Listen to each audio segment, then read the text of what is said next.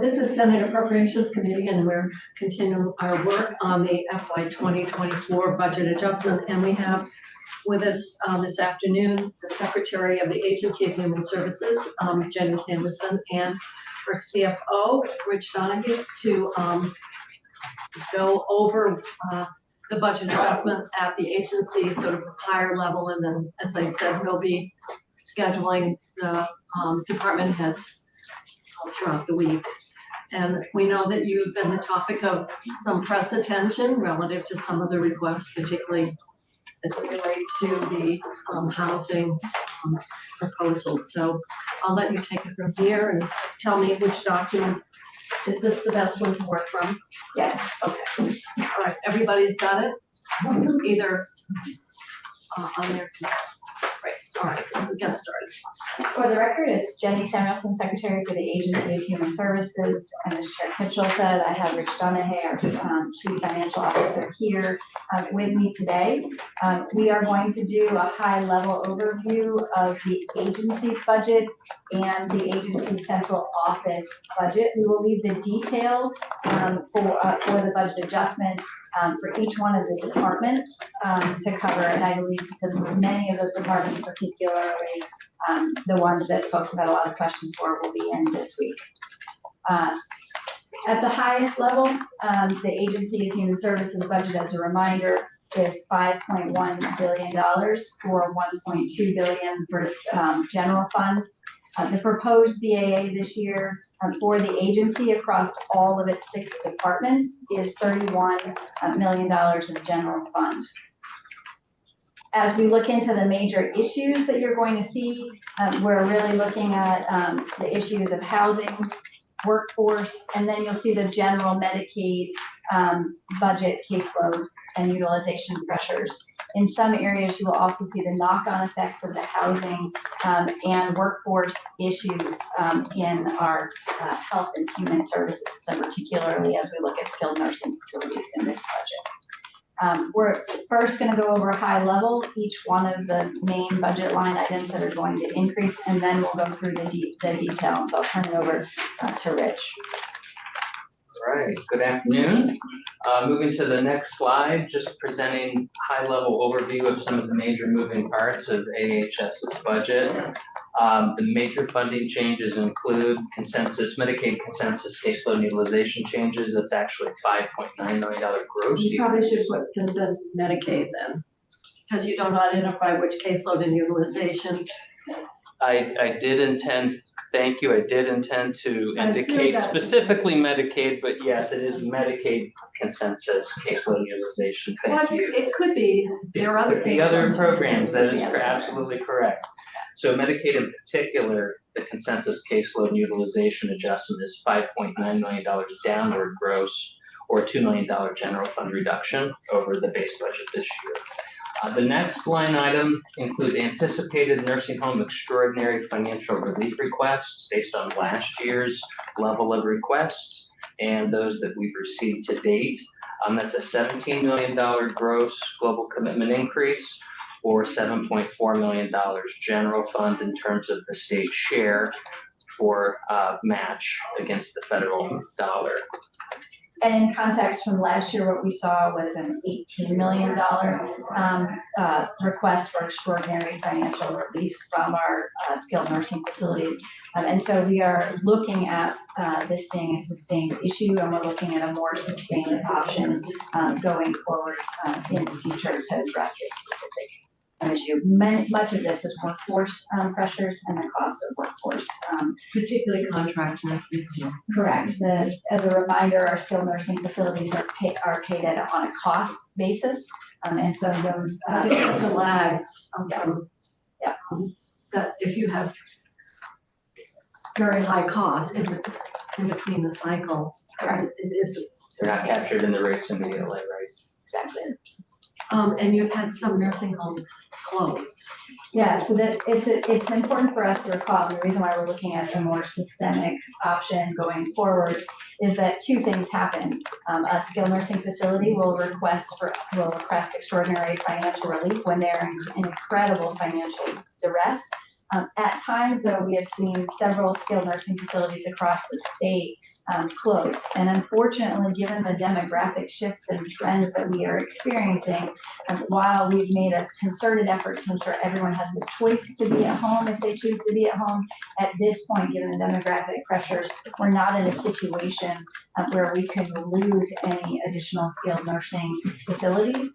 We're seeing a lot higher acuity, and through the pandemic, what we saw is increased hospitalization and folks staying in the hospital longer than was necessary because of nursing home placements. Yes. In my community, my hospital talks about it all the time.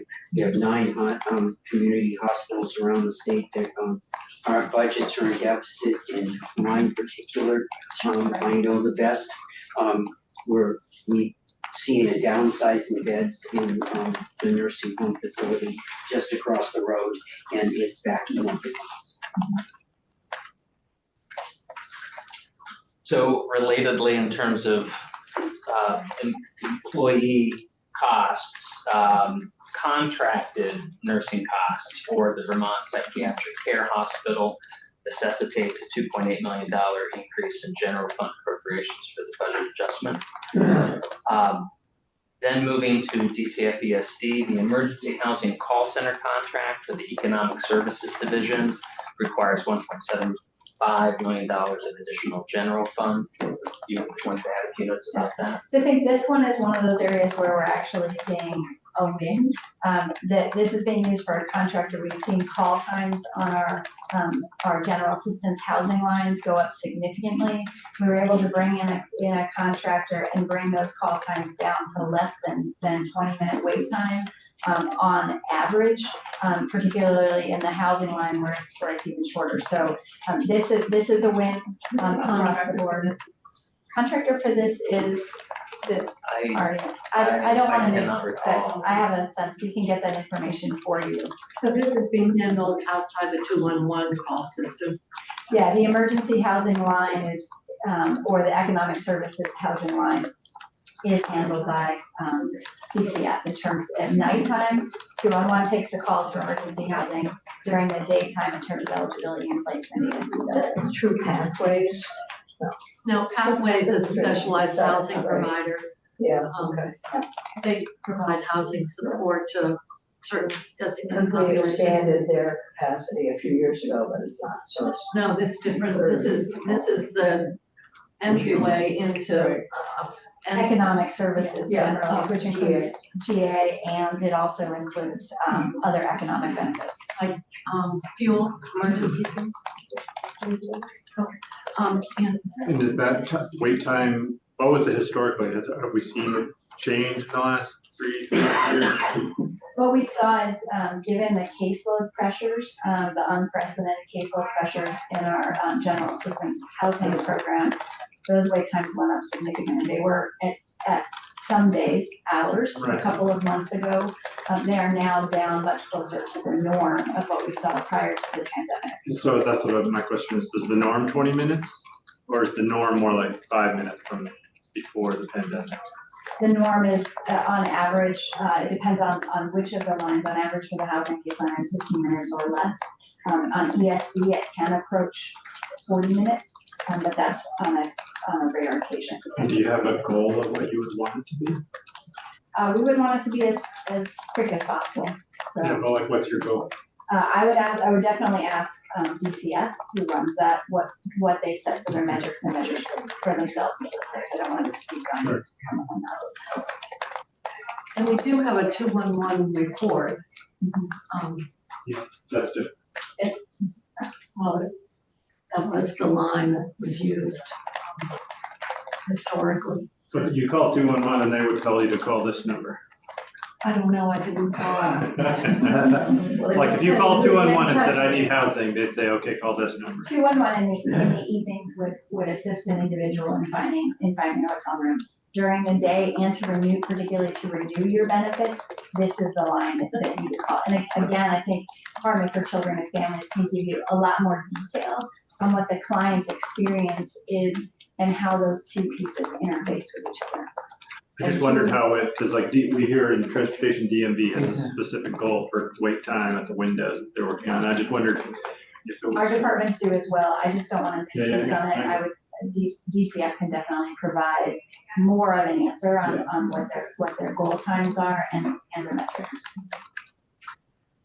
Okay, and the functions and the staff and the facts on these cases sometimes are much more complicated than. Well, the time is just the wait time to talk to somebody or the wait time to get a. The wait time to talk to someone, and then it can take quite a Yeah, quite a I while. get that part.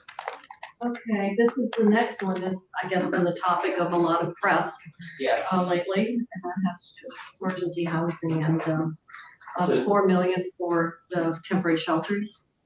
4 million for the temporary shelters, correct, and then $8.2 million additional funding for the motel, hotel specific For this year. general assistance emergency It's housing only program, got correct, through July 1st. correct. And part of this, obviously, one of the things that we had in our bill that we passed was how to negotiate those nightly rates with motels, and felt that considering the number of rooms and the expenditure, that there was articulated language for you to negotiate with motel operators. And I gather you have been met with mixed success as it relates to that legislative instruction. Yeah, thank you, Chair, for bringing that up. Folks may remember that we were on average between $145 and $150 per night. So that's more than $4 per room. So that is more than $4,000 a month. So thinking about comparing that against rent, and that doesn't include services. We are working with our hotel owners. We are experiencing a significant amount of resistance. Many of them don't believe that this is going away, and this has become quite an income stream. More than 50% of the hotels that we work with, this is the majority of their business, and that's something to keep in mind. What we have found is that the hotel rates have doubled. Since before the pandemic in 2020, the average hotel rate was $75 a night. In some cases, at this point, hotel owners are charging us more than they are charging the general public in the research that we've made, while providing less service. There's no room service for many of the EST and other beneficiaries. So we are challenged with hotel owners now saying, well, if you reduce our rates to either market rate, which would be down as low as $100 a night when you look across the market for the type of hotel rooms we're renting, and they said, well, we'll just drop out of the program. So there is a significant amount of profit that these for-profit organizations are bringing in, and we are finding it challenging to negotiate, and we are now working across agency lines to do that negotiation. One of the things that we heard from EHCB was in the past, we've actually been able to convert a number of motels. We were in Chittenden County, there are examples, but around the state. But now there's not a realistic purchase price simply because we are generating so much income by the payments that we're making, that it's too lucrative to, and if you didn't have this income stream, then that impacts the value. Exactly. In fact, here in Central Vermont, there was a hotel that we had been working with one of the local shelter providers, because it's worth noting, again, these aren't services and rooms. These are just rooms, and at the same price or more than we would pay for the combination of services and rooms. And so this was a hotel that was less than $1 million, but now because their profits and loss sheets, which is 100% the General Assistance Housing Program, 100% the General Housing Assistance Program, they're now asking for multi-millions of dollars. And so we've inflated the profit sheets for these for-profit, which is making it very difficult for us to convert over. If you look at our statistics, the majority of folks who are currently using our hotels are individuals. So single room occupancy or efficiency apartments are appropriate. These are spaces that we've very successfully in the past been able to convert over to either shelters or permanent supported housing. And this particular initiative is preventing us from doing that. Senator So, Lyons and then yeah, so one of the, this continues to be a concern for those of us in Senate Health and Welfare, and of course here as well. And setting setting a price point, I think, important. I'm really glad that you're at least trying to negotiate with these folks. I also started thinking about places like the residential facilities for College of Fine Arts and that availability, or other buildings like that. You said you were going to fit up buildings, and you're talking here about a temporary shelter, but utilizing some of these other facilities, venues. And then that's happening, but slowly, yeah, but it would put some pressure on the hotel motel owners to accommodate. Well, I think publicly, it's been very obvious that our goal, and based on experience, that the use of motels, I mean, this is almost bringing back 50 years ago, remember the welfare hotels in New York City? And they come with tremendous problems in terms of even just living in one room, but environmental concentration. So I think from a public policy perspective, we certainly, this is not a recommended policy that we support, and somehow we've got to collectively figure out a replacement for the reliance on the motels. So I don't need to say any more at this point. I'm going to go to Senator Starr and then Senator Cooley. Well, I would, of course, I've always been in private business. And I would think that if you pulled everybody out of a motel or hotel because we were overpaying, that word would get around really quick. Boy, the state means business when they tell you you either negotiate out a fair price or they're gonna pull the people out of there.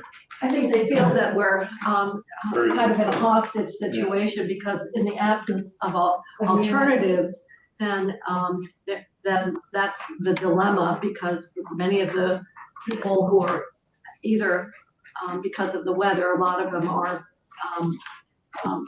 but the June cohort, very, very much people with disabilities. And so the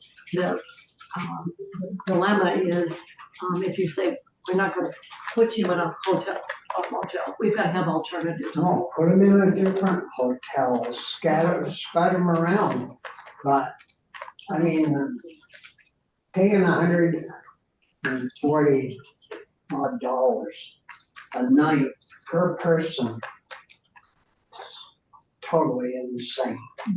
And I mean, I rent a hotel suite and don't even pay that kind of money.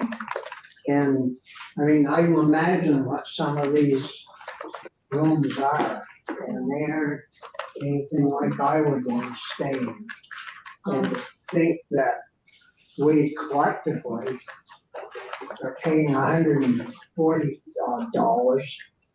is not a good way. The only way we're gonna spend correct the money. message is to develop the alternatives, and that's where the I mean it probably message comes through. But you're absolutely right, Senator Starr. The conditions, and we've heard from many people, and so it's just from a variety of perspectives, not a situation that we can feel particularly happy about. So, Senator. I have a few questions, but I'll just start with the 8.2 million and the 4.0 million. So am I understanding right that you believe that 12.2 million will take us to July 1st?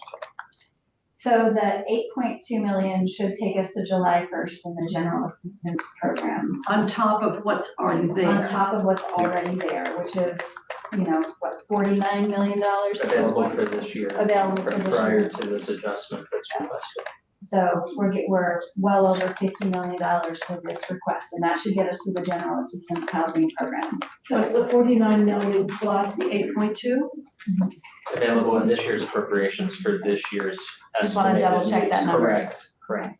So that's where they are in the general assistance program. That's under the current rules that exist now.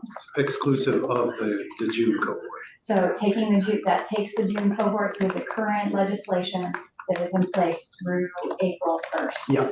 And then we recognize that we want to make the best option in our communities where you compare services and a roof over folks' heads. And so the Department for Children and Families can give more detail. They have worked to put in place 180 beds already that are coming online in the permanent shelter system. We know that we need to do more in order to create a transition.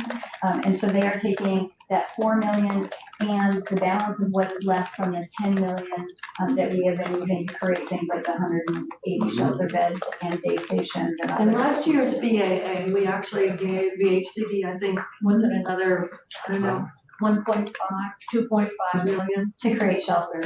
specifically for shelter. So that's, my next question is, the plan for temporary shelters. As I understand, currently you're thinking about 5. We're looking at 5 primary communities. Yeah. And so across the state where we see the highest number of individuals in the hotel program. Okay, the last description of that I saw indicated that wouldn't be enough beds for the June cohort.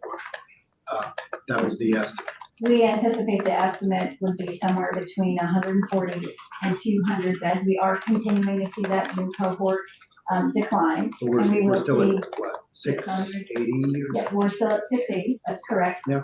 And some of those 180 beds are yet to be fully online yet in our shelter system. We're also very hopeful that additional more permanent options, given the funding and will come online. So again, we're focusing on the 5 communities. We'll use the balance of the 10 million and that 4 million. And I'll just be clear, this strikes me as a very low number, given the numbers that we were all through last year in the summer when we were trying to figure out what would be needed.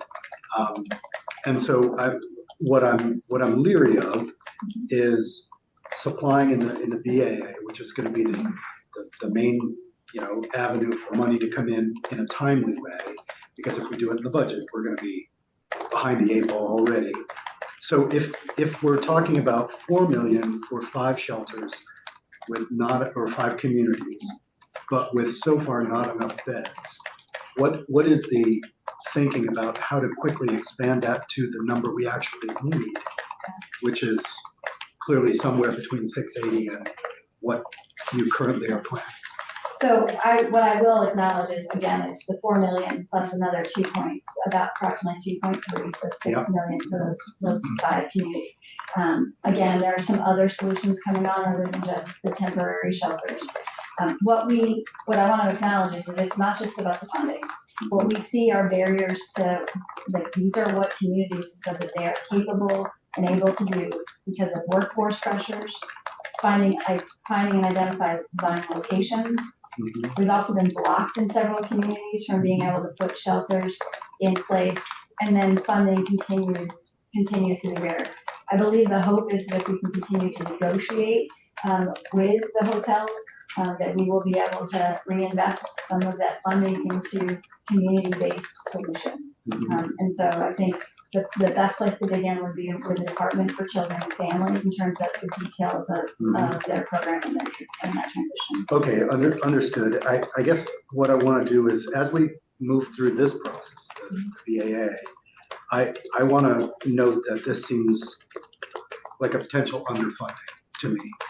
And the plan of 5 communities, temporary shelter, seems like it is planning for a delta between the number of the cohort we'll have left and the number of beds we have, at which point we're going to be in the exact same position we were in when we did Act 81, which was recognizing that, the agency wasn't quite ready, recognizing that the funding was inadequate. So I'm glad, to be clear, I'm glad you're putting in for this amount. It strikes me as kind of wishful thinking that that will be enough. So I'm hoping that there is an ongoing and more robust set of options than just the 5 communities in the temporary shelters and the 181 beds, because there's hundreds of people still not accounted for there and millions of dollars still not being requested.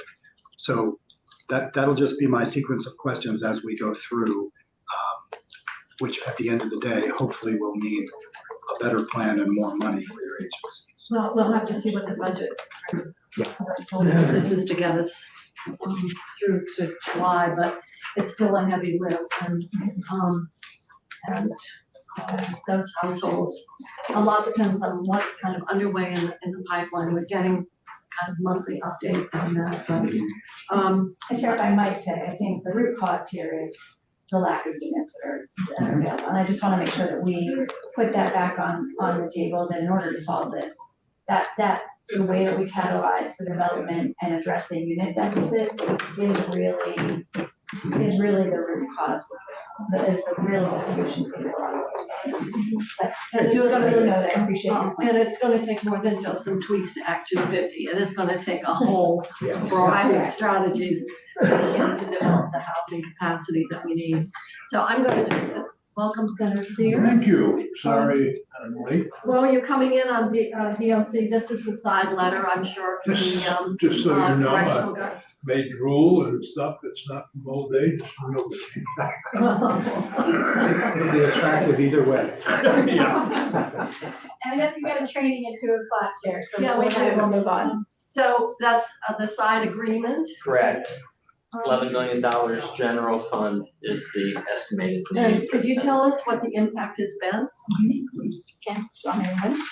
Please. Yeah, so what folks would note is that in June of 2022, we had a vacancy rate of over 30% in corrections. As of March 31st, 2023, that came down to 21.7%. And as of January 4th last week, we were down at 16.6%, and it's gone lower. And so we continue to see both the side letter and some of the decisions, and I would ask DOC to go into more detail on that, the decisions that they've made really focusing on the wellness and the well-being of their staff, as well as addressing other issues like hospital programming. So that's really made an impact. And so this is a win. And I know that recruitment has been quite strong. Yeah, I went to one of the graduations. And it was it was the largest class, I think, that they had. We were down close to 10%, and then we usually see an uptick during the holiday season, and that's what we've seen, and so I'm really confident in what we're doing. All right. The question is this just an ongoing base cost as a side agreement versus some kind of recognition around work? I guess maybe that's not the question. So I guess I'll have to ask that to a former person, HR person, and now works for us in terms of, in reality, once you've made these side agreements, I just don't see you rolling back. I think that question will be addressed as we see the finalization of this year's negotiations with the union in next year's budget. I assume it depends on if they're like one-time signing bonuses or increases. We do know that one of the most successful things that we did was to move to 12-hour shifts, and this is a component of that. That has been a game changer. That's a retention strategy. That is a retention. While recruitment has been robust, that really helps with both recruitment and retention. So, and I would give that over to Commissioner Demmel to really go into more detail. I don't want to steal his thunder. It's a positive story. Well, it will be interesting when he comes in for him to talk about, because we paid such exorbitant rates for overtime. And to figure out Oh, the what the reduction. net, yeah, what What a the, net. what the net is in there, so, when he comes, that will be a question. But I would think we know what the net is, that they still need 11 million general fund. Yeah, not saying, but there are sign-on bonuses, you watch, the morning news this morning, and there they are. That could be my next career. Yeah, it could be your next career, you need another one. They're, even in Bennington, they're advertising.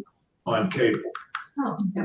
So if you watch New England Cable News Network, for example, it's on our cable when they do the local cable stuff. And, So I guess that we have 15 minutes and then we have to go to sexual I just harassment wanted to training. mention, You may. the presentation in Bennington was well done by your staff. Sorry not to see you there, obviously, but you're a busy person. And I don't know how many people are aware of that. That was in last year's budget adjustment, I think, or last year's budget. What are you referring to? I'm referring to a nursing home. I'm looking at Oh, you're looking at, nursing at the home extraordinary. extraordinary financial relief. And I don't know how many of you are aware that in Bennington, one of the nursing homes has been bought by that was owned by Genesis, has been bought by a company named escapes me. It's gonna be for people in corrections. Oh, nursing yes, care. yes, we've been talking People, about that for a decade. Yeah. It's finally happening. Yeah, and of course, it's gonna be in But the budget, I assume, but it will actually, and it's gonna take mental health, substance abuse. They need to figure a way to get them. It's roughly at half occupancy right now, as I understand it, and so some has to be done with it. are there some constraints on Medicaid reimbursement for, it's just finding a facility that would want to take that population and, meet the care and the It'll safety actually needs? save us money on the corrections population. Correct, Dale can speak more to the details of the program design. But there are already in rural enhanced rates available for this type of care, for these populations to be served. Yeah, so, I mean, it's another one of those win cases where we've seen an increase in acuity. We know that our hospitals, as Senator Weston was saying, are struggling with some of the most individuals who have some of the most complex medical care. And so this opens up an opportunity because many of our skilled nursing facilities don't have mental health supports, they don't have substance use supports, and they don't have the supports they need when there are really challenging behaviors that folks exhibit. So this, we're really appreciating that and being willing to. Well, I will say the town manager supported, as is, I think, town government supported. Okay. There are a few people who are opposed. One representative who lives in the neighborhood. What's nice to see, because we've talked about that, it's such an Oh, important need in a more 10 years, appropriate at least setting. 10 years. And it is a skilled nursing facility, so these are individuals who need that level of care. You're talking about And it's hard to people replicate. with the life-term jail. sentences who are in wheelchairs, but not really a danger, but it's not somebody I want my mother next to. Well, that's progress on that front. I'm gonna keep moving. What was the whether- last point we didn't? No, it's not quite, because we have another page on the back, but this is the ACL settlement of Yes. One Care. And this is based on 2022. And I guess under the contract, this is something you have to, honor. Yeah, we negotiate out a price, and so for those things are still on fee for service if they come in less than the total negotiated price. We, at the end of the contract period, pay them up to that amount. Well, that's a much larger discussion, we'll have to, the future relates to, how we proceed in Medicaid, and of course, there's some, Active conversation there, but Yes. I want to make sure we stay on time. Yeah, so so we'll need to go to the last, oh, you wanna finish this? well, the last slide just provides the two major moving parts, so to speak, in the secretary's office's specific appropriations. Oh, you need to go to the Shayla. last page. Sorry. Thank you, Shayla. Oh, So there is additional Medicaid FMAP available that ended this past December, associated with the public health emergency, associated with the suspension of redeterminations for Medicaid eligible individuals. That resulted in an additional $2 million of general fund savings for this year. To help offset some of the. Right, exactly. On top of the $15.1 million that had already been anticipated in savings this year, that was booked as benefiting all of We took the it in budget. advance. Yes, you're very familiar with that, yes. And then childless new adult caseload utilization changes, that's trending favorably for us in terms of the enhanced FMAP associated with childless new adults, and that saves $2.2 million in general fund. So those are the major moving parts across the agency and within the Secretary's office. Madam Chair, depending on the time available, I'm prepared to go into the ups and downs for our appropriations in the Secretary's office, but I defer to you. Very quickly, but most of them are related to global commitment. Most of them are related to global commitment, exactly. So I was pretty quick in House Appropriations. So if you would like to, but otherwise wouldn't Diva be addressing most of them here?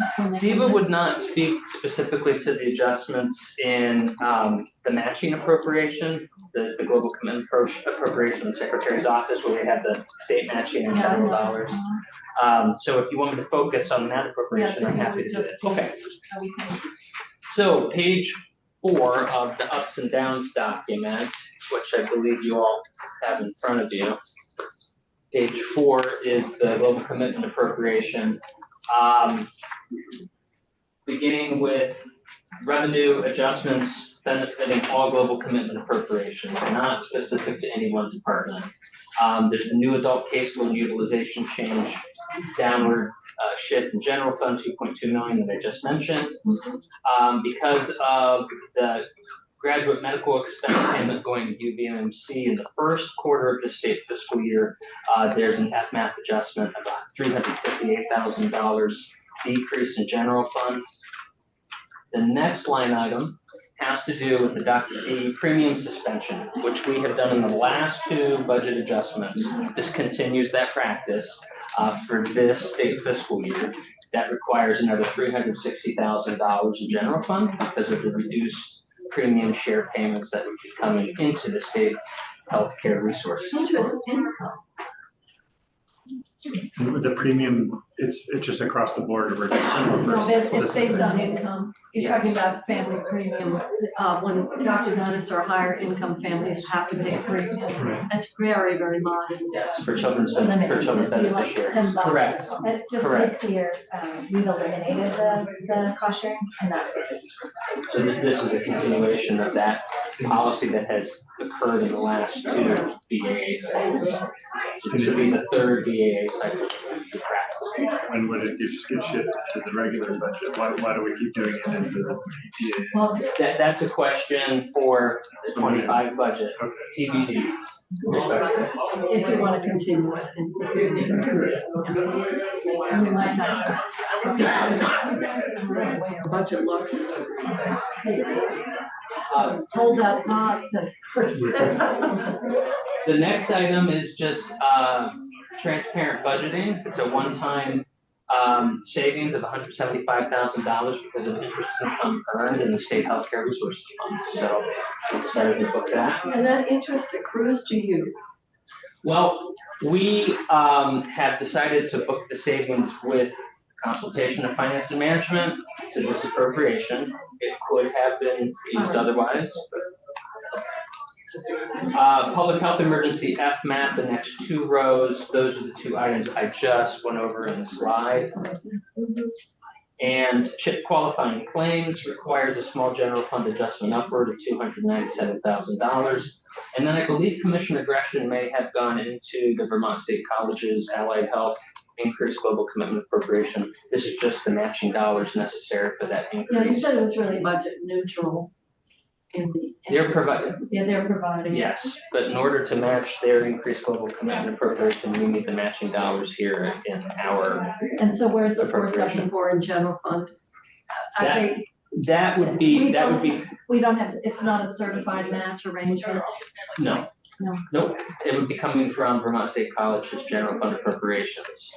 So I'm not certain, I haven't seen their The BAA. mechanics of it. Yes, so- but my assumption is they would have a decrease. That's how we We're getting it understood it was here. budget neutral. It's just a matter of leveraging the federal funds and then, Correct. yeah, just a matter of where the state dollars. Well, we're on DSC Allied Health, so the dental assisting program is not pushed. That's $2 million, and I'm wondering if you have any connections with that. I mean, something you bring up when the Vermont State colleges are in, how to bring it up with this $2 million.